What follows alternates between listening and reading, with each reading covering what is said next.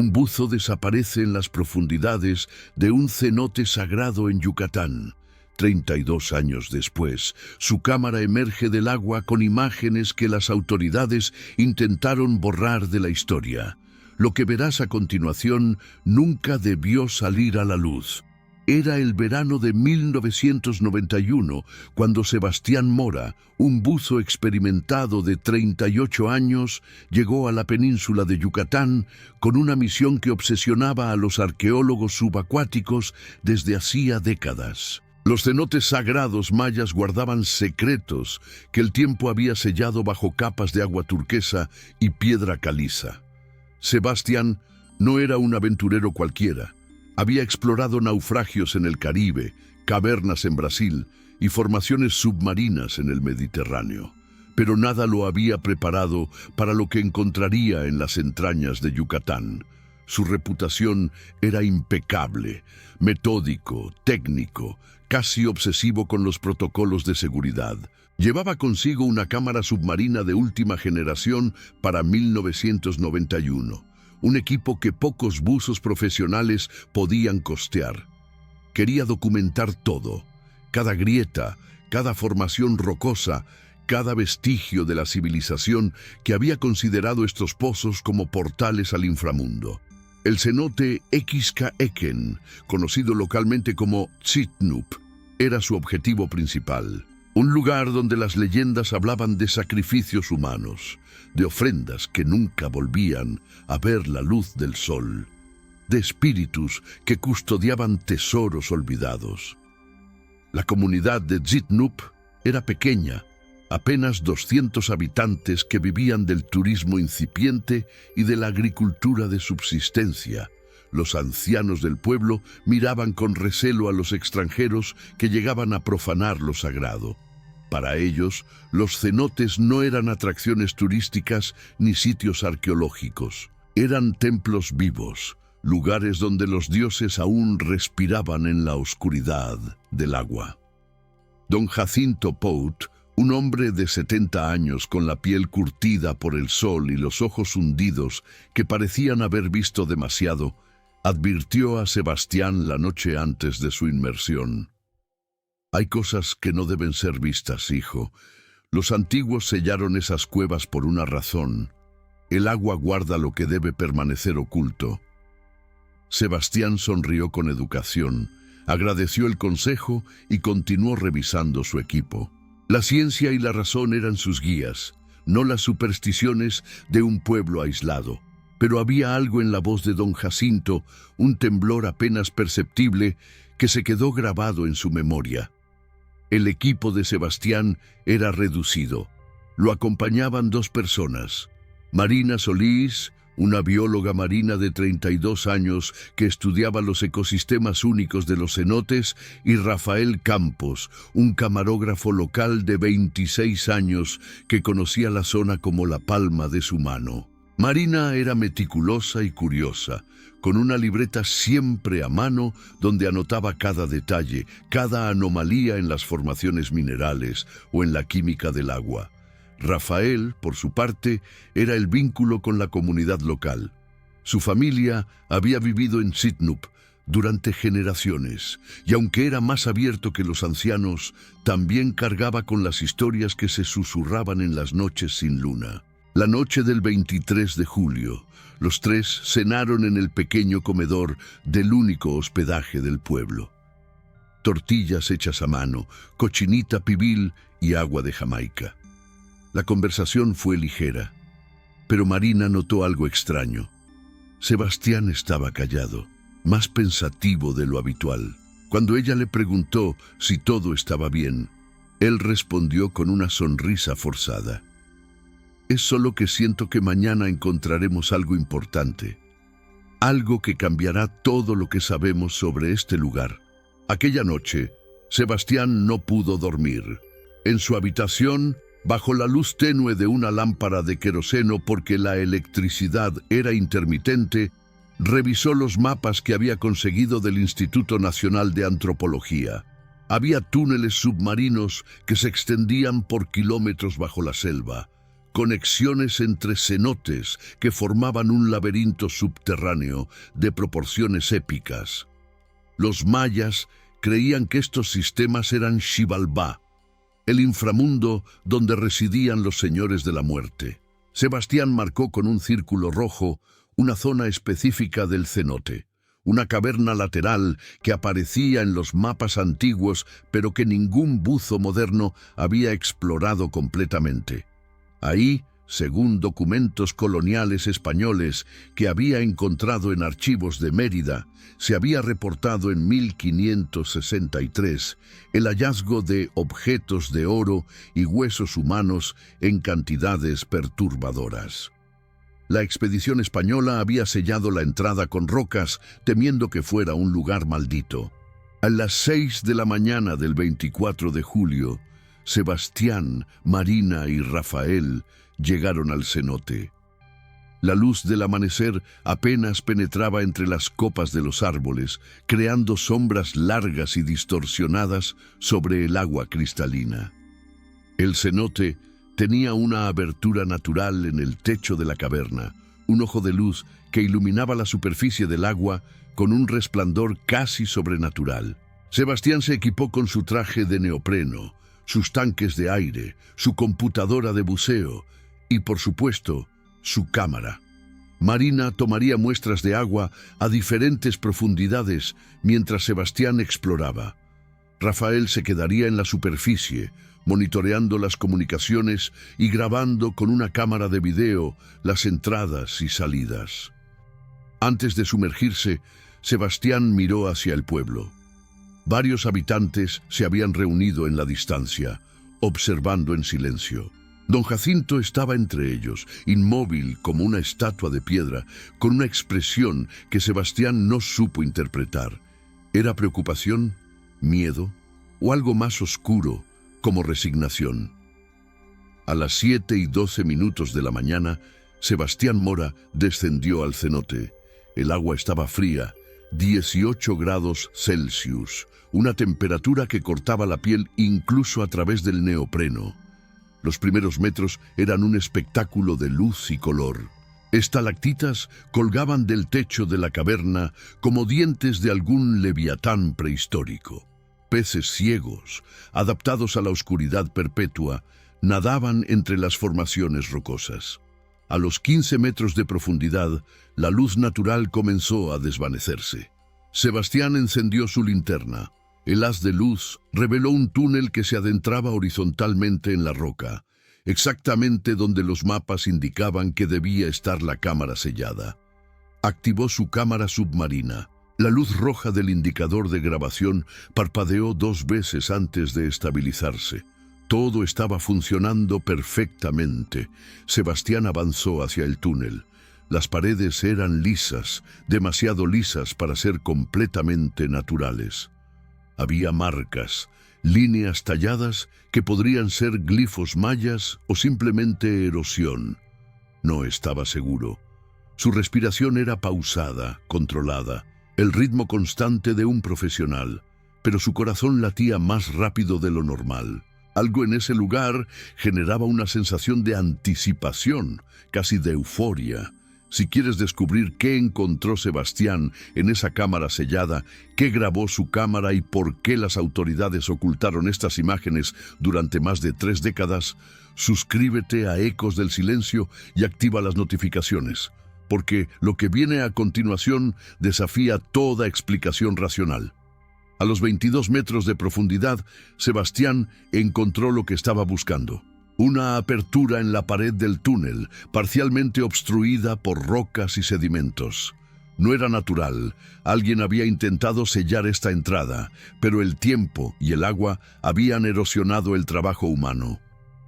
Sebastián comenzó a remover las piedras con cuidado, consciente de que cualquier movimiento brusco podría desestabilizar la estructura y causar un derrumbe.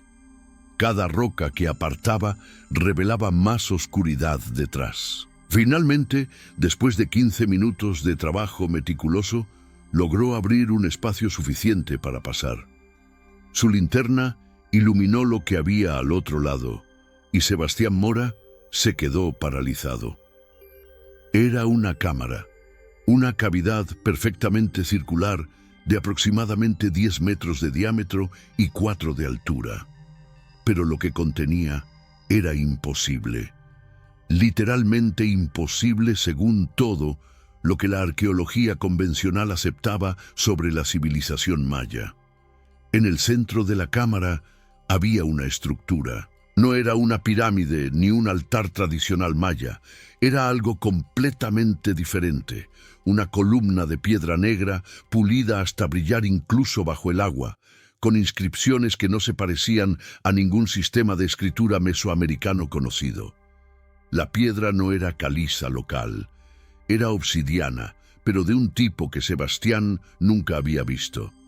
Reflejaba la luz de su linterna con un brillo azulado, casi eléctrico.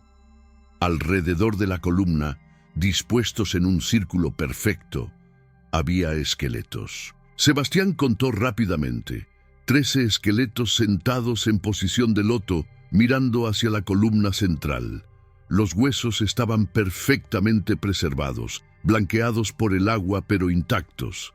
Cada esqueleto tenía las manos extendidas hacia adelante, como en un gesto de ofrenda o adoración, y en el centro de cada cráneo había un agujero circular, limpio, preciso, hecho con una herramienta que cortó el hueso sin astillarlo. Sebastián nadó más cerca, su cámara grabando cada detalle.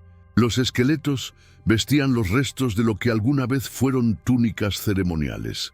Los textiles se habían desintegrado casi por completo, pero quedaban fragmentos con bordados en hilo de oro.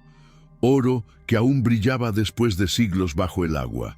Entre los huesos había objetos, copas de jade, collares de cuentas de turquesa, cuchillos de obsidiana con mangos tallados. Pero lo más perturbador era lo que estaba frente a cada esqueleto. Pequeñas tablillas de piedra con más inscripciones en ese idioma desconocido. Sebastián tomó una de las tablillas. Era sorprendentemente ligera, casi como si estuviera hueca. La acercó a su cámara para documentarla. Las inscripciones no eran grabados, estaban incrustadas en la piedra con un material dorado que parecía haber sido fundido directamente en la roca. Imposible con la tecnología maya del período clásico o posclásico. Simplemente imposible. Revisó su computadora de buceo. Llevaba 38 minutos bajo el agua. Tenía aire suficiente para otros 40 minutos, pero sabía que debía ser conservador. Este no era un sitio para arriesgarse. Decidió explorar rápidamente el perímetro de la cámara antes de ascender. Nadó hacia la pared opuesta y encontró algo más. Un mural, pintado directamente sobre la roca con pigmentos que de alguna manera habían resistido estar sumergidos durante siglos. El mural mostraba una escena que heló la sangre de Sebastián. Figuras humanas, claramente mayas por su vestimenta y ornamentos, pero con proporciones extrañas. Demasiado altas, con cabezas ligeramente alargadas. Estas figuras estaban de pie junto a otras entidades que definitivamente no eran humanas. Seres con cuerpos geométricos, casi cristalinos, que emitían rayos de luz representados con líneas doradas que se extendían desde sus formas. Y en el centro del mural, una imagen que Sebastián reconoció inmediatamente: el cenote, pero no como lo conocía ahora. En el mural, el cenote era una especie de portal, con una espiral descendente que llevaba a lo que parecía ser otro mundo, otro plano de existencia. Sebastián sintió un escalofrío que no tenía nada que ver con la temperatura del agua. Movió su linterna para iluminar mejor el mural, y fue entonces cuando lo vio. En la esquina inferior derecha del mural, casi oculto entre las sombras de las formaciones rocosas, había algo que no debería estar allí. Una fecha. No en el calendario maya, una fecha en números arábigos, grabada toscamente sobre la pintura original, 1563. La misma fecha que aparecía en los documentos españoles que Sebastián había encontrado. Alguien había estado aquí antes. Los conquistadores habían encontrado esta cámara, habían visto lo mismo que él estaba viendo ahora, y por alguna razón habían decidido ocultarlo, sellarlo, borrarlo de la historia. Su radio submarina crepitó. Era Marina desde la superficie. «Sebastián, ¿todo bien? Llevas 40 minutos abajo». Sebastián presionó el botón de transmisión. «Todo bien. He encontrado algo increíble. Voy a tomar algunas fotos más y subo». Hubo una pausa. «Ten cuidado. Los niveles de oxígeno en el agua están fluctuando de manera extraña. Hay algo raro en la química aquí abajo». Sebastián asintió para sí mismo, aunque Marina no podía verlo. Decidió tomar una última serie de fotografías de la columna central antes de ascender. Nadó hacia ella, extendió su mano para tocar la superficie negra y pulida. La piedra estaba tibia, no fría como debería estar algo sumergido en agua a 18 grados. Tibia, casi como si tuviera calor propio. Y en el momento en que sus dedos hicieron contacto con la obsidiana, algo cambió. La columna comenzó a brillar. No era su imaginación ni un reflejo de su linterna. La piedra emitía luz propia, un resplandor azul pálido que se intensificaba desde el centro y se propagaba hacia los bordes.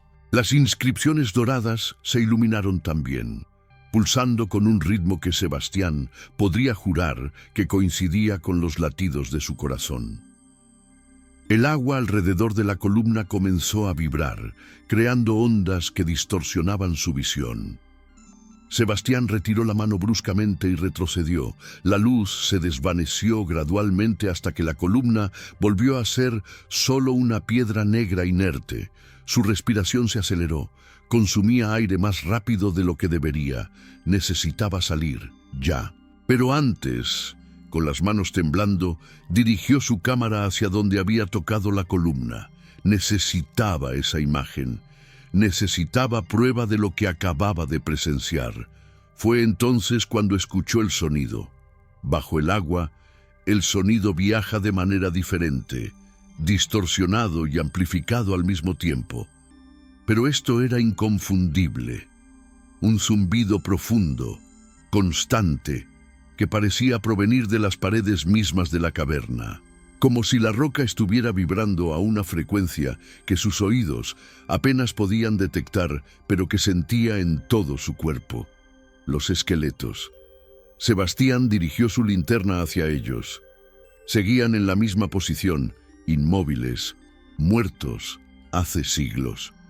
Pero ahora notó algo que no había visto antes: los agujeros en sus cráneos. No eran solo perforaciones, eran perfectamente circulares, con bordes lisos como cristal. Y dentro de cada agujero había residuos de algo, un material oscuro, cristalizado, que brillaba débilmente con ese mismo tono azul. Marina volvió a llamar por radio. Su voz sonaba tensa. «Sebastián, necesitas subir ahora. Hay actividad sísmica, pequeña, pero constante. Esto no es seguro». Sebastián no necesitó más motivación. Verificó su cámara una última vez para asegurarse de que todo estaba grabado. Guardó una de las tablillas pequeñas en el bolsillo de su chaleco de buceo como evidencia física y nadó hacia la salida de la cámara. Mientras atravesaba la apertura que había despejado, miró hacia atrás una última vez. La columna seguía oscura e inerte, pero Sebastián tuvo la inquietante sensación de que algo en esa cámara estaba observándolo. No los esqueletos, no la roca, algo más, algo que existía en ese espacio, pero que no podía ver con sus ojos. El ascenso fue rutinario. Sebastián siguió todos los protocolos, haciendo las paradas de descompresión necesarias en aguas menos profundas para evitar la enfermedad de descompresión. Pero su mente no estaba en los protocolos. Estaba procesando lo que había visto. Una civilización maya con tecnología que no debería haber existido, inscripciones en un idioma desconocido, una columna de obsidiana que emitía luz propia, y la fecha de 1563, prueba de que los españoles habían estado allí y habían decidido ocultar lo que encontraron. ¿Por qué? ¿Qué era tan peligroso, tan herético, tan imposible que decidieron enterrarlo literalmente bajo toneladas de roca y agua? Cuando Sebastián emergió del cenote a las 9:40 de la mañana, la atmósfera en la superficie había cambiado por completo. Marina lo ayudó a salir del agua. Su rostro mostraba una mezcla de alivio y preocupación. Rafael estaba pálido, mirando nerviosamente hacia el pueblo. ¿Qué pasó?, preguntó Sebastián mientras se quitaba el equipo. Marina señaló hacia la entrada del cenote. Había más gente ahora. No solo los curiosos de la mañana. Había llegado un vehículo negro, una camioneta con placas federales. 3 hombres vestidos con ropa civil, pero con el porte inconfundible de autoridades estatales o militares, estaban hablando con don Jacinto. Uno de ellos sostenía documentos en la mano. Rafael se acercó a Sebastián y susurró: «Llegaron hace 20 minutos. Preguntaron por ti específicamente. Dicen que eres tú, Sebastián Mora, buzo de Ciudad de México, y que no tienes los permisos necesarios para explorar este cenote». Sebastián frunció el ceño. Tenía todos sus permisos en orden. Había tramitado cada documento requerido con el Instituto Nacional de Antropología e Historia. Había pagado las tarifas correspondientes. Había presentado su plan de investigación. Todo estaba legal. Pero la presencia de estos hombres, su timing perfecto justo después de que había hecho el descubrimiento más importante de su carrera, no podía ser coincidencia. Decidió confrontarlos. Se acercó al grupo con Marina y Rafael siguiéndolo de cerca. El hombre que parecía estar a cargo, un tipo de 40 y tantos años, con cabello gris y lentes oscuros que no se quitaba ni siquiera bajo la sombra de los árboles, lo interceptó antes de que pudiera hablar. ¿Sebastián Mora? Su voz era cortante, profesional. «Sí, soy yo. ¿Hay algún problema?» El hombre no sonrió. Sacó una identificación de su bolsillo. «Capitán Héctor Domínguez, Secretaría de Gobernación. Necesitamos hablar sobre su inmersión de hoy». Sebastián sintió un nudo en el estómago. La Secretaría de Gobernación. No era arqueología, no era el Instituto de Antropología, era Seguridad Nacional. «No entiendo. Tengo todos mis permisos». Domínguez lo interrumpió con un gesto de la mano. «Sus permisos están siendo revisados. Mientras tanto, necesitamos que nos entregue todo el material que haya recuperado de la inmersión. Cámaras, muestras, objetos, todo». Sebastián intercambió una mirada con Marina. Ella negó casi imperceptiblemente con la cabeza. «No digas nada todavía». Sebastián volvió su atención al capitán. «Con todo respeto, capitán, ¿bajo qué autoridad me está pidiendo esto? Este es un sitio arqueológico registrado y yo tengo...» «El sitio ha sido reclasificado como zona de seguridad nacional hace 3 horas», dijo Domínguez secamente. «Tiene orden directa del secretario. No estoy aquí para debatir legalismos con usted, señor Mora. Entregue el material ahora o lo confiscaremos y usted pasará las próximas 72 horas en un centro de detención mientras resolvemos si ha violado leyes federales». El silencio que siguió fue denso. Los pobladores que observaban desde la distancia comenzaron a dispersarse, claramente incómodos con la presencia de autoridades federales. Don Jacinto, sin embargo, permaneció donde estaba, sus ojos clavados en Sebastián con una expresión que decía: «Te lo advertí». Sebastián tomó una decisión rápida. No podía arriesgarse a que confiscaran todo sin al menos hacer copias, sin al menos salvaguardar algo de lo que había encontrado. «Está bien», dijo finalmente. «Está en mi equipo. Déjeme sacarlo». Domínguez asintió, y 2 de sus hombres acompañaron a Sebastián de vuelta a donde había dejado su equipo de buceo. Mientras caminaba, Sebastián buscó discretamente la tablilla de piedra que había guardado en el bolsillo de su chaleco. Todavía estaba ahí. Con un movimiento sutil, La deslizó dentro de su bota de neopreno mientras fingía ajustarse el traje. Luego sacó su cámara submarina y se la entregó a uno de los agentes. «Es todo lo que tengo», mintió. «Las imágenes están en la cámara. No tomé muestras físicas». El agente tomó la cámara y regresó con Domínguez. El capitán examinó el dispositivo, verificó que estuviera grabado y luego lo guardó en una bolsa sellada que uno de sus hombres sostenía abierta. «Muy bien, señor Mora. Su cooperación es apreciada. Ahora necesito que firme esta declaración de que entregó voluntariamente todo el material recuperado y que renuncia a cualquier reclamo sobre hallazgos realizados en esta inmersión». Sebastián leyó el documento que Domínguez le extendió. Era básicamente una confesión de que no había encontrado nada de valor arqueológico y una renuncia a cualquier derecho sobre cualquier cosa que hubiera documentado. «No puedo firmar esto», dijo Sebastián. «Es completamente ilegal. Ustedes están confiscando evidencia arqueológica sin...»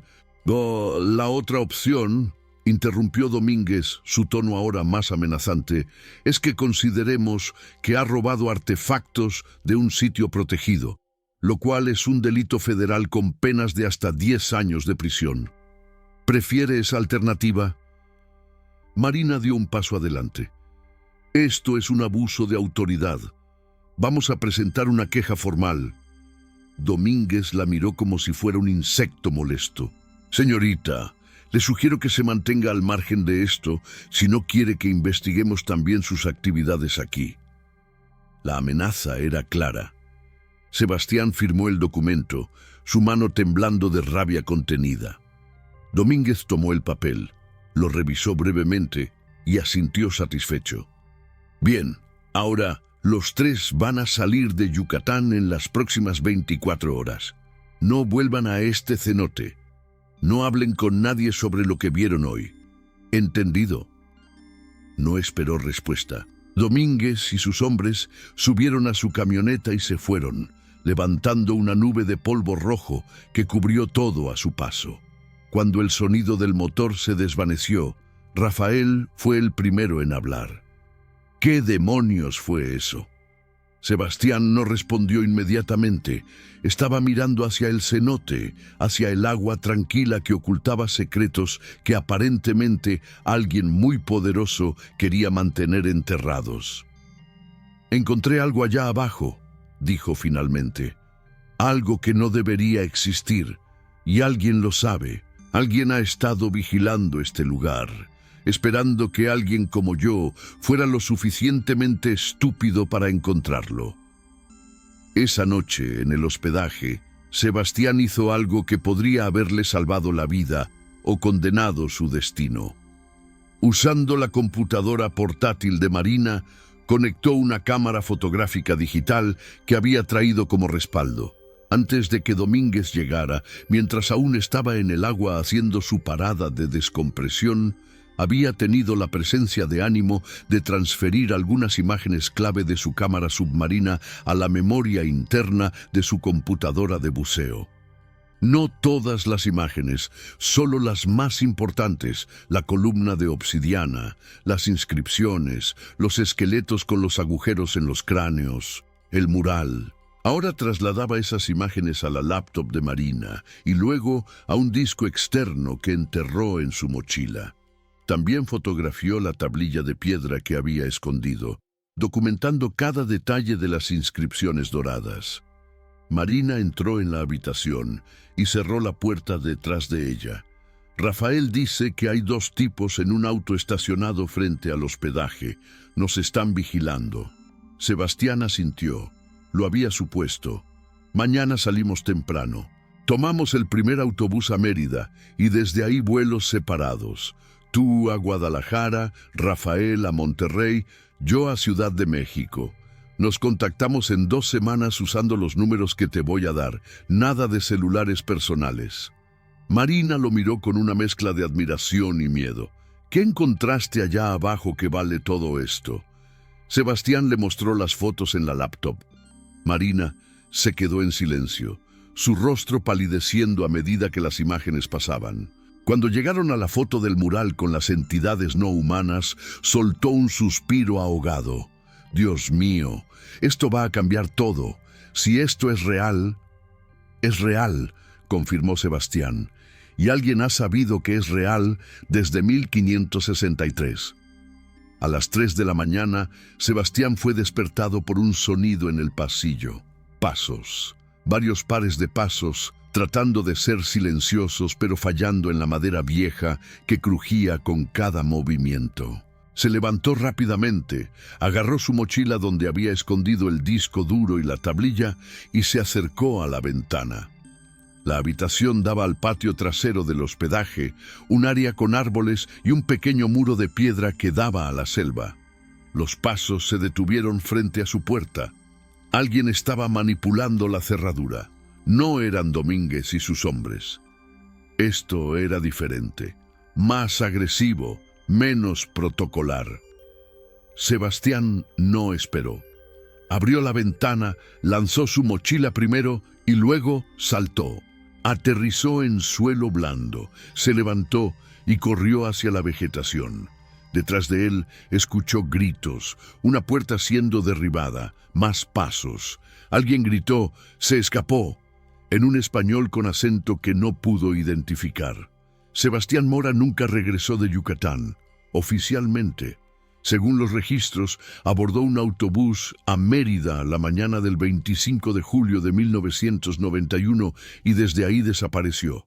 No hay registro de que comprara un boleto de avión ni que cruzara ninguna frontera. Marina Solís dio declaraciones a la policía estatal 3 días después, reportando su desaparición. Rafael Campos fue interrogado durante 6 horas y liberado sin cargos. Don Jacinto Put, cuando fue entrevistado por un reportero local, simplemente dijo, «El cenote lo reclamó, como hace con todos los que buscan lo que no deben encontrar». El caso fue archivado como persona desaparecida, posiblemente accidente en área selvática, después de 2 semanas de búsqueda infructuosa. Durante 32 años, la historia de Sebastián Mora fue olvidada. Marina Solís continuó su carrera en biología marina, pero nunca volvió a trabajar en cenotes. Rafael Campos dejó Zitnup y se mudó a Cancún, donde trabaja en turismo, pero jamás habla de aquel verano de 1991. El cenote Xquequén siguió recibiendo turistas, ajenos a lo que se ocultaba en sus profundidades. Y la cámara sellada con sus 13 esqueletos y su columna de obsidiana permaneció intacta, guardando sus secretos bajo 22 metros de agua turquesa. Pero en marzo de 2023, algo cambió. Un equipo de espeleobuzos alemanes estaba mapeando nuevos túneles en el sistema de cenotes de Yucatán, cuando su equipo de sonar detectó una anomalía. Había una cavidad no cartografiada cerca de Xquequén, pero no desde el cenote principal.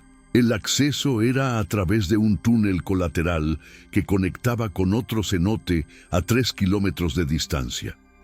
Durante su exploración, encontraron algo que no esperaban: una mochila, atrapada entre formaciones rocosas a 40 metros de profundidad, perfectamente preservada en el agua fría y sin corrientes del sistema subterráneo. La mochila tenía un nombre bordado: Sebastián Mora. La noticia llegó a las autoridades mexicanas, pero esta vez no pudieron contener la información. Los buzos alemanes ya habían publicado fotos en redes sociales especializadas de espeleología. La mochila fue recuperada y entregada al Instituto Nacional de Antropología, donde fue abierta en presencia de testigos y cámaras.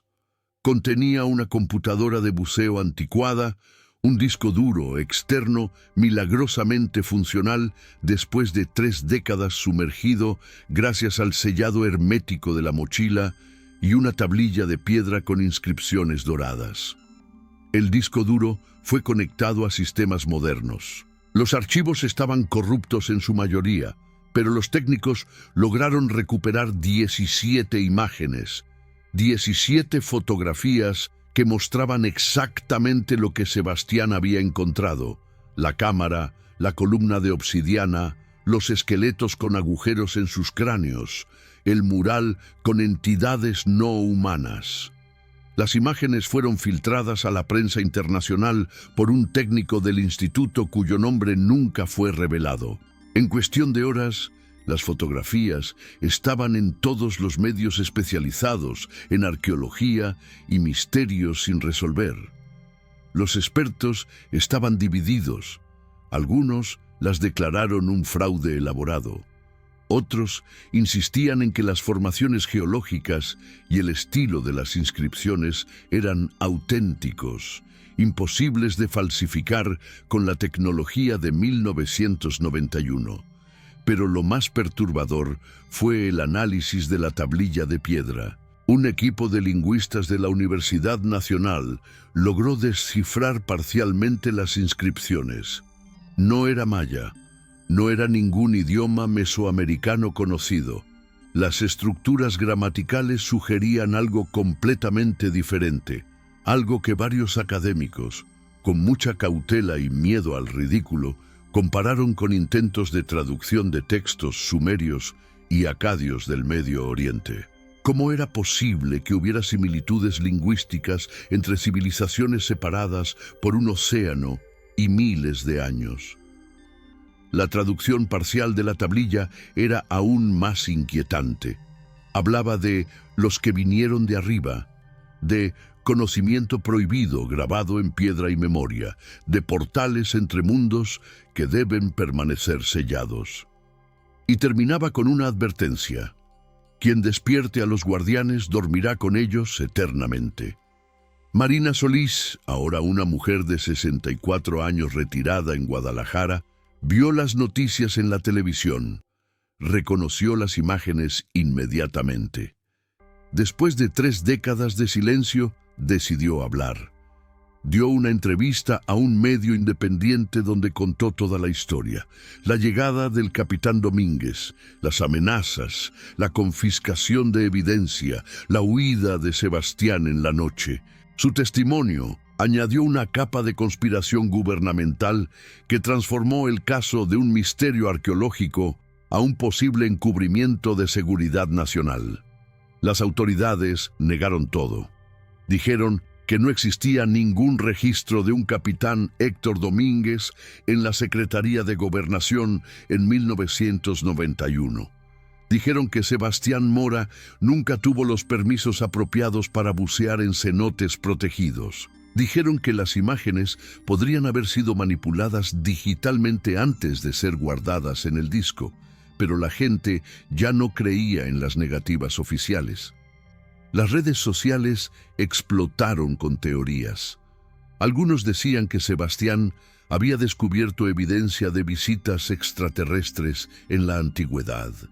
Otros insistían que había encontrado restos de una civilización premaya aún más avanzada. Hubo quienes sugirieron que había tropezado con experimentos secretos del gobierno en los túneles subterráneos. Y unos pocos, los más cautelosos, simplemente preguntaban: si las autoridades no tienen nada que ocultar, ¿por qué sellaron el cenote Xquequén en abril de 2023, prohibiendo todo acceso bajo pretexto de estabilidad estructural comprometida? Don Jacinto Put murió en su sueño 2 semanas después de que las imágenes se hicieran públicas. Tenía 94 años. En su funeral, su nieta encontró entre sus pertenencias una caja de metal oxidado. Dentro había fotografías antiguas, de la década de 1940, mostrando a hombres con uniformes militares estadounidenses y mexicanos de pie junto a la entrada de un cenote. No Xquequén, sino otro. Y en el reverso de una de las fotos, una nota escrita a mano: Proyecto Xibalbá, fase 1, octubre 1947. Alto mando, ordena sellado permanente.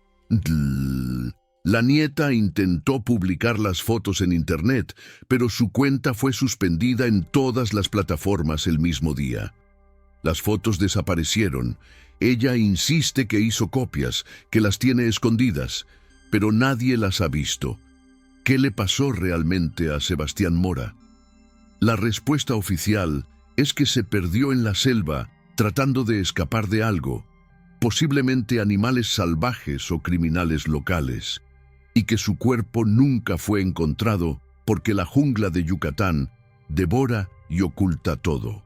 Pero hay otra versión, una que circula en foros especializados y documentales independientes. Según esta versión, Sebastián fue capturado aquella noche cuando huyó del hospedaje, no por autoridades mexicanas, sino por un grupo que opera por encima de las jurisdicciones nacionales, una organización que ha estado monitoreando ciertos sitios arqueológicos en todo el mundo durante décadas. Algunos lo llaman Majestic, en referencia a supuestos proyectos de la Guerra Fría. Otros simplemente lo llaman los custodios. Su trabajo es simple, asegurarse de que ciertos descubrimientos nunca lleguen al público. Descubrimientos que desafiarían narrativas históricas establecidas, que cuestionarían paradigmas religiosos o científicos, que revelarían que la humanidad tal vez no ha estado sola en este planeta. En esta versión, Sebastián fue interrogado. Se le ofreció la oportunidad de unirse a ellos a cambio de acceso a información clasificada o silencio permanente. Quienes creen en esta teoría señalan que la mochila apareció exactamente donde podría ser encontrada fácilmente por buzos explorando nuevas rutas, como si alguien la hubiera colocado allí deliberadamente, como si después de 3 décadas alguien hubiera decidido que era momento de filtrar un poco de información, de preparar al público para revelaciones más grandes que vendrían, o como advertencia. Un recordatorio de lo que les pasa a aquellos que buscan demasiado, que encuentran demasiado, que preguntan demasiado. El cenote Xcaequen sigue sellado. Las autoridades dicen que las formaciones rocosas están inestables, que hay riesgo de derrumbe. Pero los lugareños de Tzitnup cuentan otra historia. Dicen que por las noches, cuando la luna está llena, se pueden ver luces bajo el agua. Luces azules que pulsan con un ritmo casi orgánico. Dicen que a veces se escuchan sonidos, zumbidos que vienen desde las profundidades y que hacen vibrar el suelo. Dicen que los animales evitan el área, que los pájaros no cantan cerca del cenote. Y dicen que si te acercas demasiado al borde del agua en esas noches de luna llena y miras hacia abajo, puedes ver sombras, figuras que se mueven bajo la superficie, figuras que no son humanas, que nunca fueron humanas, pero que han estado esperando allí durante siglos, milenios, tal vez desde antes de que los mayas construyeran sus primeras pirámides. La tablilla que Sebastián encontró, la única pieza física de evidencia que sobrevivió, desapareció del Instituto Nacional de Antropología en junio de 2023. Simplemente no estaba en la cámara de seguridad una mañana. Las cámaras de vigilancia mostraron estática durante exactamente 47 minutos en la madrugada. No hubo señales de entrada forzada. Ningún guardia vio nada. La tablilla simplemente dejó de existir en el mundo oficial. Pero aquellos que vieron las fotografías antes de que desapareciera, aquellos que estudiaron las inscripciones doradas, dicen que había una frase al final que los traductores decidieron no hacer pública. Una frase que traducida aproximadamente decía: el último que mira despierta al primero que duerme, y cuando el primero despierta, todos dormirán eternamente.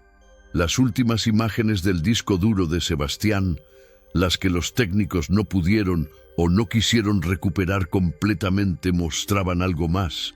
Fragmentos corruptos de video, apenas unos segundos recuperables, muestran a Sebastián tocando la columna de obsidiana, muestran la luz azul emanando de la piedra, y en el último fotograma recuperable, antes de que el archivo se corrompa en píxeles incomprensibles, se ve algo reflejado en la superficie pulida de la columna. Una figura de pie detrás de Sebastián.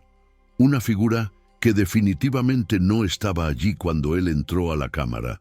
Una figura que no proyecta sombra, que parece estar hecha de geometría imposible y luz cristalizada.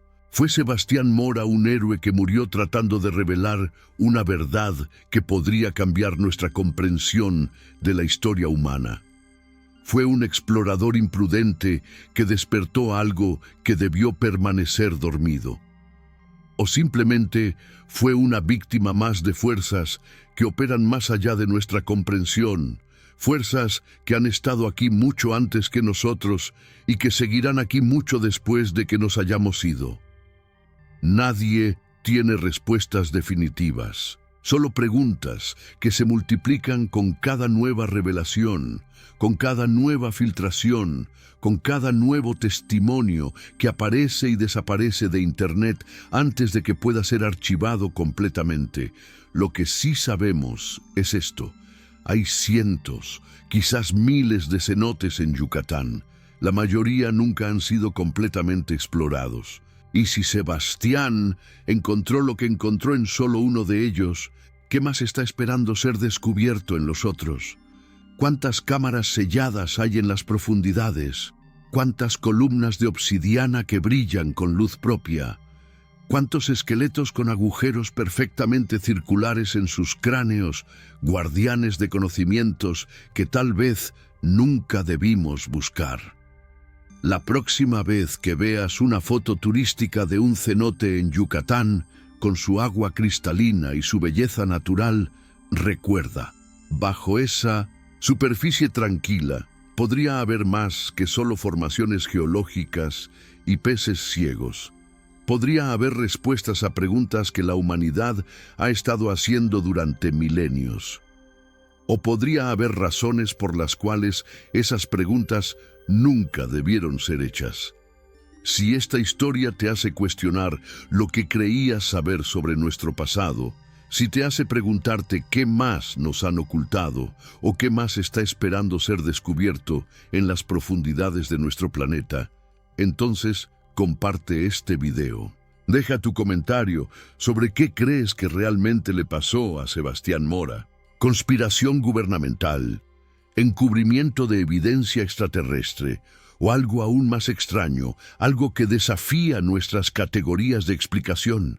Y si quieres que investiguemos más casos como este, casos donde la verdad oficial no coincide con lo que los testigos vieron, donde las autoridades parecen estar ocultando algo más grande de lo que podemos imaginar, entonces suscríbete a Ecos del Silencio y activa las notificaciones, porque hay más historias como esta, muchas más. Historias que alguien no quiere que conozcas.